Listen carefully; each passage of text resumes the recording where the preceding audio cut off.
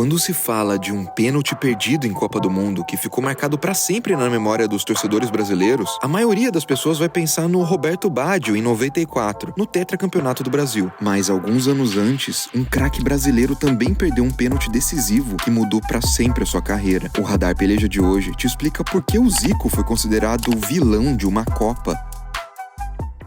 A década de 80, lembrada como os anos de ouro do Flamengo na era Zico, foi um período mágico da carreira do Galinho. Com gols e dribles que impressionavam, o Zico venceu títulos importantes, se tornou o maior ídolo da história do Flamengo e se consolidou como um dos maiores e melhores jogadores do futebol mundial. Símbolo do futebol arte na seleção, pro Zico vencer uma Copa era o que faltava para que algumas pessoas colocassem ele de vez na mesma prateleira de outros gênios do futebol brasileiro. Mas, apesar das ótimas atuações com a amarelinha, o Zico não teve muita sorte em Copas do Mundo. Se liga nessa sequência. Na sua primeira convocação, em 78, ele teve um gol anulado de uma forma bizarra na fase de grupos, quando o árbitro apitou o fim de jogo no meio de uma cobrança de escanteio. E na segunda fase, ele sofreu uma lesão muscular. Na Copa de 82, no auge da sua carreira, depois de conquistar a Libertadores e o Mundial com o Flamengo, o Zico, ao lado de craques como Sócrates, liderava uma seleção favorita. Com jogadores acima da média e tanta esperança da torcida, a dor da eliminação depois da derrota por 3-2 contra a Itália foi tão forte que o jogo ficou marcado como a tragédia de Sarriá, o nome do estádio em que a partida foi disputada. Mas foi na Copa de 86, na sua última oportunidade, que ele protagonizaria o lance que mudaria para sempre a sua carreira. O Zico chegou como dúvida por causa de cirurgias nos 2 joelhos, depois de uma entrada criminosa do zagueiro Márcio Nunes, um ano antes. Isso resultou em lesões graves e um tempo longo fora de campo. O clima entre a torcida e a imprensa era de pessimismo, como noticiou o Estadão na época. Zico não pode ir ao México. Mesmo assim, o Tele Santana decidiu levar ele para a Copa. Nas quartas de final, contra a França, ele entrou em campo no segundo tempo, quando o jogo estava empatado em 1-1. Logo depois de entrar, o árbitro marcou um pênalti para o Brasil e ele teve a chance de decidir a classificação. O Zico ainda era uma referência mundial em bolas paradas e tinha um aproveitamento bem alto em cobranças de pênalti. Então, mesmo com pouco ritmo de jogo, era normal que ele fosse o responsável pela cobrança. Mas naquele dia, a história foi diferente. Ele bateu muito mal e o goleiro defendeu a cobrança. Com o empate até o final, a decisão acabou indo para a disputa de pênaltis e terminou com a eliminação brasileira, adiando o sonho do Tetra e encerrando as chances do Zico ganhar uma Copa. Chorando depois da partida, ele chegou a declarar que a geração dele não nasceu para ser campeã do mundo. Por ter perdido a chance de matar o jogo no tempo regulamentar, o Zico foi considerado por muita gente como um vilão da seleção brasileira naquela Copa. Numa entrevista para o Globo Esporte, ele revelou que não deveria ter jogado em 86. Eu não obedeci o que o meu coração mandou, que era não participar daquela Copa do Mundo. Acabei sofrendo muito, e a grande marca que eu tenho na minha carreira foi aquela Copa que eu não deveria ter participado. Do outro lado, o goleiro francês Joël Batz, que ficou famoso por defender o pênalti do Galinho, disse que o brasileiro errou em ter batido fraco e admitiu que o lance marcou a sua carreira. Às vezes eu tenho a impressão de que só joguei esse jogo na minha vida. Todos me falam dessa partida. Ao todo, o Zico fez 48 gols em 71 partidas oficiais com a camisa da seleção e marcou uma geração que conquistou o coração dos fãs ao redor do mundo, como o do Liam Gallagher, ex-Oasis, que chegou a dedicar uma música pro Zico.